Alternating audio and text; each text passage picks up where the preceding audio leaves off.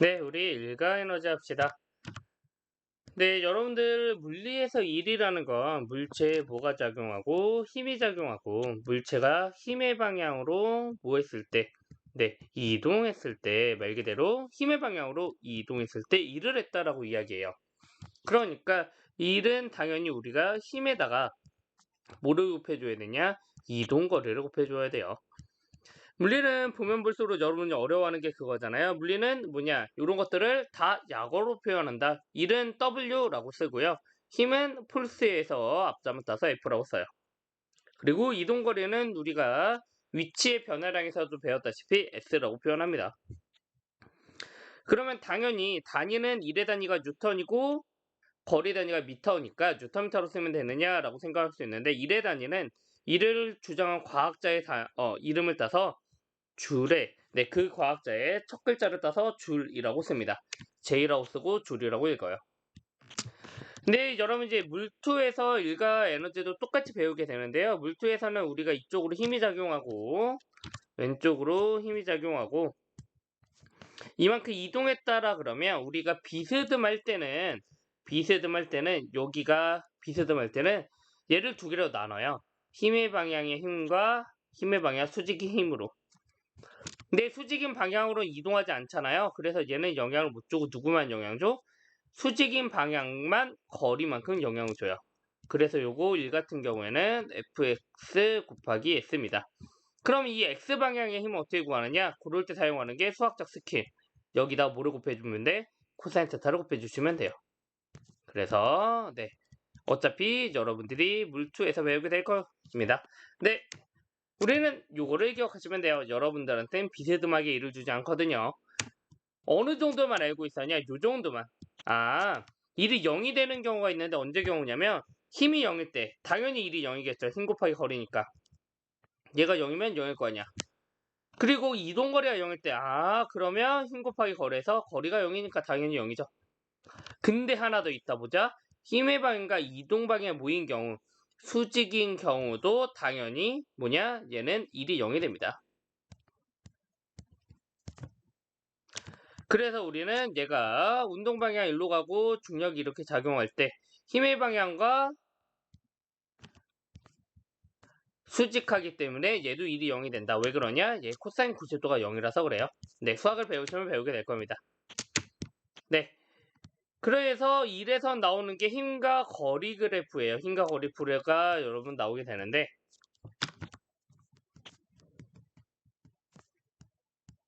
그래서 우리 힘 시간일 때는 충격량이었잖아. 힘 거리일 때는 뭐냐? 넓이가 곧 1입니다.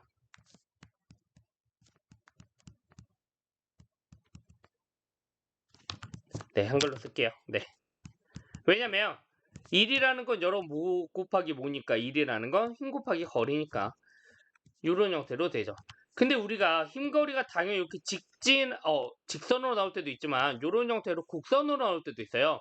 힘을 맨 처음에 세게 주다가 우리가 천천히 힘이 작아질 수도 있잖아. 그랬을 때 거리가 이만큼 이동했다라고 치면 얘네들의 넓이는 뭐가 되느냐? 얘네들은 이런 형태로 쪼개서 X축 사이의 넓이가 곧 1이에요. 그래서 여러분들 나중에 이 넓이 구하는 방법은 적분이라 그러고 미적분에서 배우게 될 겁니다. 하여튼 중요한 건 우리가 기억할 건 뭐다? 힘거리 그래프에서는 넓이가 1이다. 그러니까 여러분들 그래프 잘 볼 때 여기가 뭐가 있는지를 잘 보셔야 돼요. 아시겠죠? 네. 그러면 에너지라는 거 봅시다. 일이라는 건 저건데 에너지는 뭐냐? 일을 할 수 있는 능력이고요. 에너지도 단위는 줄이에요. 그러니까 일의 단위랑 에너지 단위랑 같아요. 왜 일과 에너지가 같냐? 이런 형태로 보면 되죠. 죄송해요. 요거 못하놨네요. 네, 우리가 지금 추에서 일을 하는 걸 보면 우리가 사람이 이런 말뚝을 들어 올려요. 그럼 말뚝의 입장에서는 우리가 뭐 한 거야? 사람으로부터 일을 받은 거야. 근데 이제 우리가 사람이 나발이면 이 말뚝이 가지고 하여튼 높이에서 떨어지면서 뭐해? 못을 박아요. 여기서. 그래서 말뚝이 못을 받는 일을 해요. 그러면 어떻게 되느냐? 외부에서 나한테 일을 해주면 우린 에너지가 증가한다라 그래요. 아, 일을 할 수 있는 능력이 증가한 거야. 아, 요 높이만큼의 일을 할 수 있는 능력이 생겼구나 라고 얘기할 수 있다고요. 그게 에너지라고요. 그래서 우리는 그 에너지를 사용해서 뭐 하는 거야? 외부로 일을 할 수 있다는 거죠. 우리가 에너지를 감소시키고 그걸로 뭐 했다? 일을 했다라는 겁니다. 네, 오른쪽 넘어갑시다. 그래서 우리가 일과 에너지라는 건 서로 같은 영역, 그리고 단위도 같기 때문에 네, 같은 차원에 있는데요. 그럼 일과 운동 에너지는 어떻게 되느냐? 오른쪽에 있는 이런 수레를 봅시다. 수레가 맨 처음에 V 제로로 가고 있었는데 우리가 나중에 V가 될 거예요. 속도가 변해요. 왜 그러냐? 우리가 오른쪽으로 힘을 주거든. 일정한 힘을 줘서 일정한 거리를 움직였어요. 그럼 봅시다. 힘을 주니까 가속도가 생기고요. 가속도가 생기니까 당연히 뭐가 변해야 돼? 속도가 변해야 되는 거야. 그러면 그때 에너지가 어떻게 생기는지 볼게요. 우리가 일을 해요. 근데 우리가 뉴턴의 제2법칙에서 F는 뭐라고 배웠어? F는 ma. 이렇게 배웠단 말이에요. 그리고 우리가 앞에서 등속도, 등가속도, 직선운동할 때 가속도는 뭐다? 시간에 따른 속도의 변화량이다. 이렇게 배웠어요. 시간에 따른 속도의 변화량이다. 그러면 당연히 우리는 얘를 뭐라고 쓸 수 있냐면 요렇게 쓰는 게 아니고 요거다. 네. 우리가 요거를 요렇게 얘는 요렇게 증명하기 때 편했죠. 얘를 곱하기 2를 하고요. 곱하기 2분의 1을 해서 안에 있는 걸 묶을 거예요. 그럼 우리가 얘는 2분의 1 m이 남고요. 안에 뭐가 남아? 2as가 남아요. 근데 우리가 등가속도 직선운동 공식에서 얘의 공식을 하나 외운 게 있어요. 한번 돌아가 보면 V는 V0 더하기 AT. 속도는 초기 속도에서 가속도만큼 시간에 따라 증가한다. 위치는 요거의 V0t 더하기 2분의 AT 제곱이다.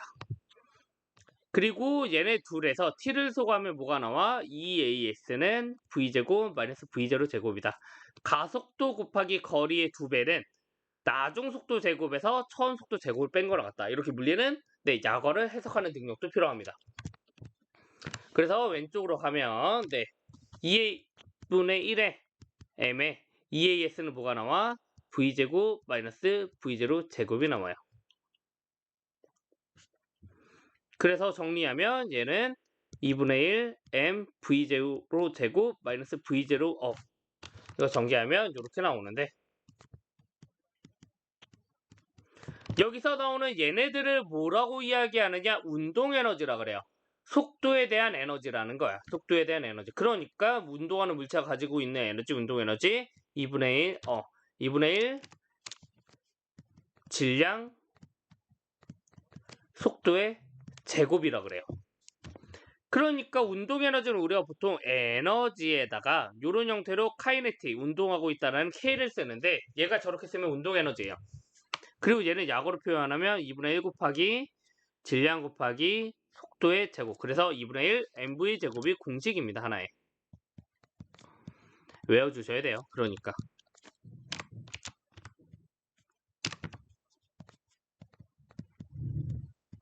네, 그러고 나서 위로 다시 올라가면 우리가 일을 해줬더니 뭐가 나와? 운동 에너지가 이런 형태로 나와. 근데 앞에 있는 건 무슨 에너지? 나중 운동 에너지. 얘는 V0니까 처음 운동 에너지. 아하. 그래서 우리가 얘가 요 식이 있죠. 우리가 지금 증명한 공식이 뭐냐? 일가 운동 에너지 정리예요. 알짜임이 일을 하면 뭐가 생기느냐? 운동 에너지가 변해야 돼요. 이렇게 운동 에너지의 변화량이 생깁니다. 그래서 일을 하면 뭐가 생겨? 운동 에너지의 변화가 생겨요.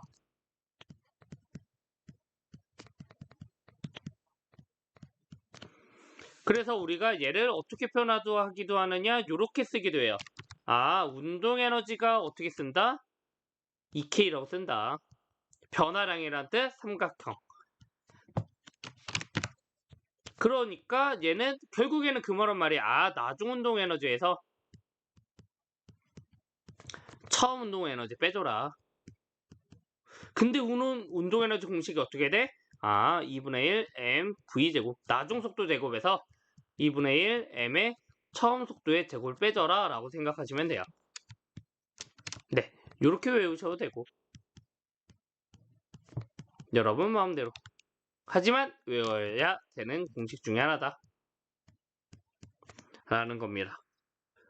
근데 그러면 에너지가 운동하는 에너지만 있느냐? 그렇진 않다라는 거죠. 포텐셜 에너지라는 게 생겨요. 잠재적 에너지라는 뜻인데 얘를 이런 형태로 우리가 지금 왼쪽에 아까 그 말뚝처럼 높이가 있으면 에너지가 생겼잖아요. 그런 에너지를 뭐라고 하느냐? 중력 포텐셜 에너지라 그래요. 왜 생기냐? 중력 때문에 생겨요. 중력 때문에. 중력 때문에 생기는 에너지예요. 그러니까 우리가 중력에 의해서 생기는 건데 얘는 에너지 공식이 어떻게 되냐면 당연히 중력에다가 뭐를 곱해주면 돼? 높이를 곱해주면 돼요. 근데 우리가 중력을 어떻게 쓰지? 중력은 질량 곱하기 중력 가속도잖아. 그 다음에 높이는 그만큼 높이 h 이렇게 사용합니다. 그러니까 얘가 중력, 얘가 높이 이렇게 곱해주시면 얘가 포텐셜 에너지가 돼요. 그러니까 중력이 약한 데를 가면 중력 포텐셜 에너지도 작아져요. 네, 그러면 중력에 의한 에너지만 있느냐? 아니라는 거죠.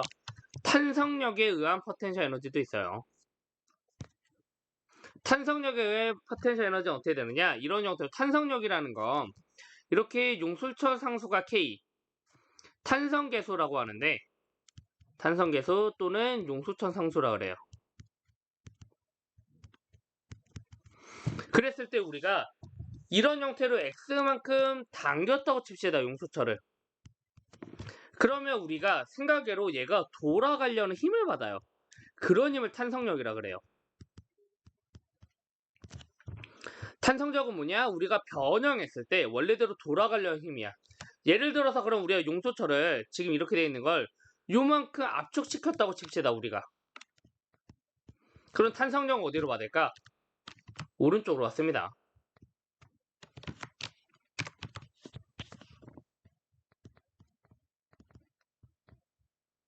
이렇게 물체의 변형에 반대되려는 힘을 받는데 그런 힘이 어떤 형태로 받느냐? 그래서 우리는 탄성력이라는 건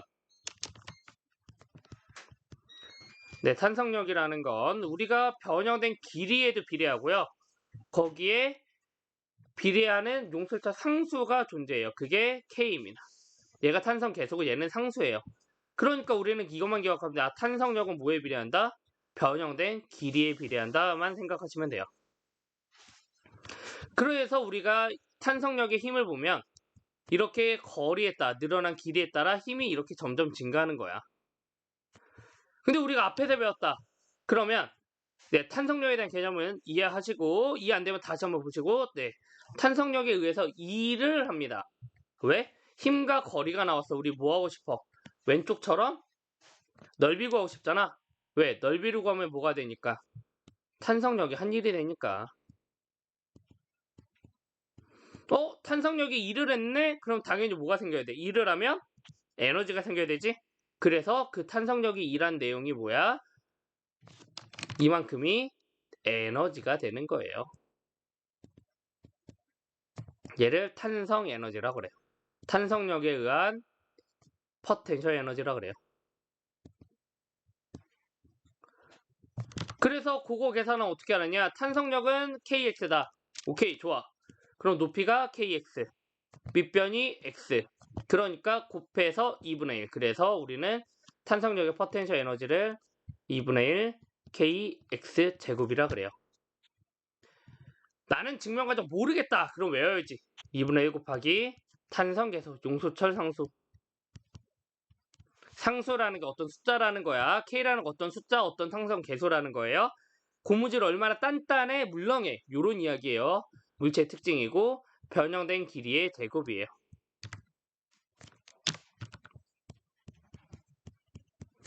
네, 라는 거 알고 계시면 돼요. 그러면 이제 풀어보고 끝냅시다. 1번 질량이 2kg 물체가 100줄의 운동에너지를 가져요. 운동에너지 나왔네. 저절로 떠올라야지. 공식 2분의 1 mv제곱. 아 근데 질량이 얼마? 2. 그러니까 속력 얼마냐? 운동에너지가 100줄이래요. 그러니까 100줄은 2분의 1 곱하기 질량 2kg 곱하기 속도 모르니까 우리 속도 v라고 두고 제곱하면 돼요. 그러면 요거 계산되고 v제곱이 100줄이니까 v는 몇이 나와? 10이 나오면 되겠네요. 단위는 미터 퍼 세크. 그래서 요렇게 푸시면 됩니다.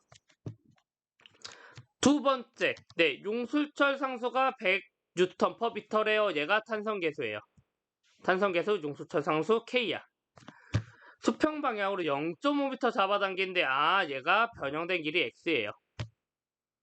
포텐셜 에너지 어떻게 계산해? 이렇게 계산하면 되지.